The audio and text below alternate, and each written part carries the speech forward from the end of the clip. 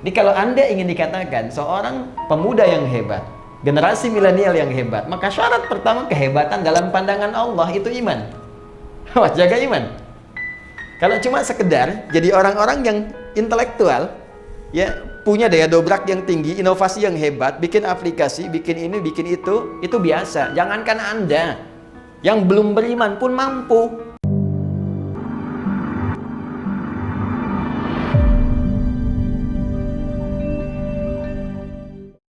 Allah sampaikan, nahnu naqussu 'alaika naba'ahum bil haqq.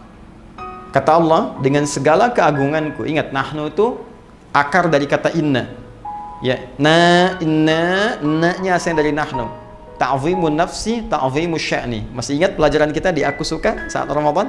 Ta'zimun nafsi menunjukkan keagungan Allah, ta'zimus sya'ni menunjukkan kehebatan, keagungan, kebesaran informasi yang akan disampaikan. Ya, seakan Allah ingin mengatakan, demi keagunganku, demi kehebatanku, aku sampaikan informasi yang sangat berharga, informasi yang sangat bernilai, yang sangat dahsyat, sangat hebat. Nahnu naqussu 'alaika naba'ahum bil haqq. Kami kisahkan kisah para pemuda yang hebat itu, kan? Dengan sesungguhnya. Siapa para pemuda itu? Innahum fityatun amanu bi rabbihim. Nih, kalimatnya menggunakan ini. Ya, innahum fityatun, sungguh mereka itu fityatun, anak-anak muda, teman-teman milenial. Ya, ada ayat milenial dalam Al-Quran yang menunjuk para pemuda. Ingat, ini kita ini, ya, generasi yang akan menggantikan orang-orang di masa kini, di masa depannya. Ayat ini berbicara tentang Anda, duhai teman-teman sekalian. Ada orang-orang milenial hebat, kata Allah, di masa lalu. Dan kehebatan milenial itu diukur bukan sekedar dari kehebatan instingnya, intelijensianya, kehebatan intelektualnya, kehebatan semangatnya. Bukan itu patokan utamanya. Innahum amanu, imannya yang pertama. Jadi kalau Anda ingin dikatakan seorang pemuda yang hebat, generasi milenial yang hebat, maka syarat pertama kehebatan dalam pandangan Allah itu iman. Awas, jaga iman.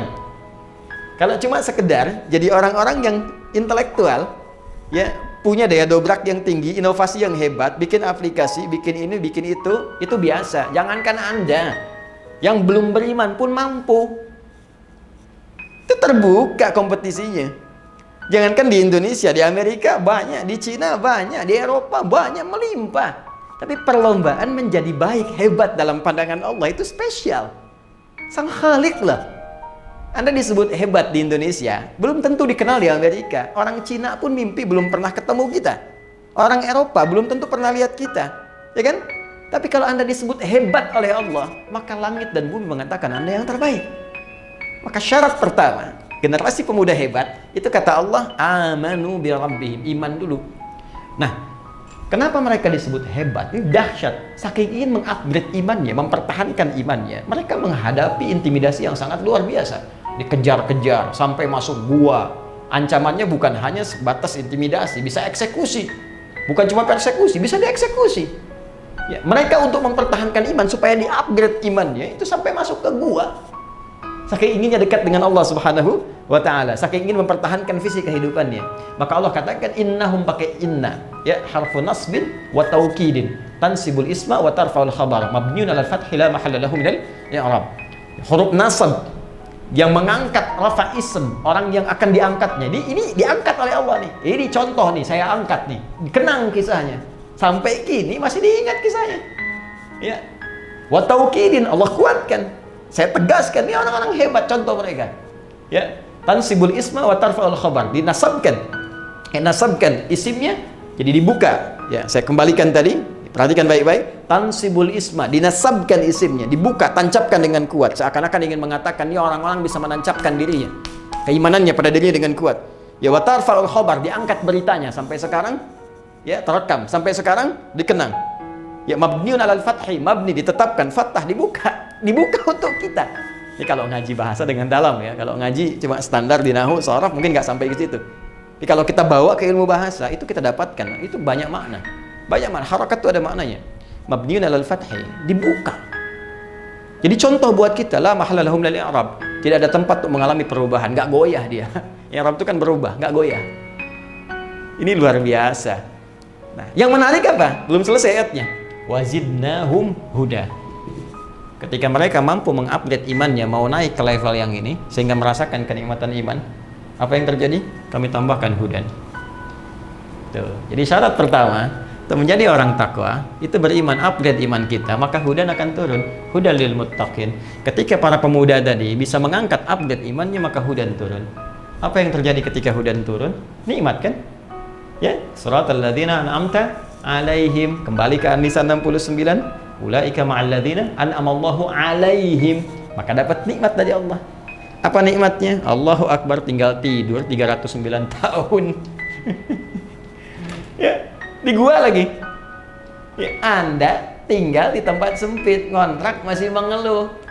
Sederhana, mereka di gua, kasur nggak ada, tempatnya keras, sinar terbatas. Tapi kalau sudah mendapatkan hudan, ya nikmat saja. Ya, matahari putar kanan, putar kiri, cahaya dicukup, nikmat. Bayangkan 309 tahun tidur enak banget. Begitu bangun kayaknya baru kemarin tidur.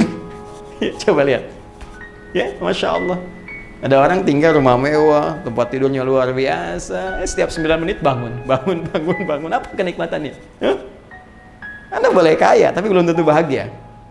Ya. Anda boleh hebat.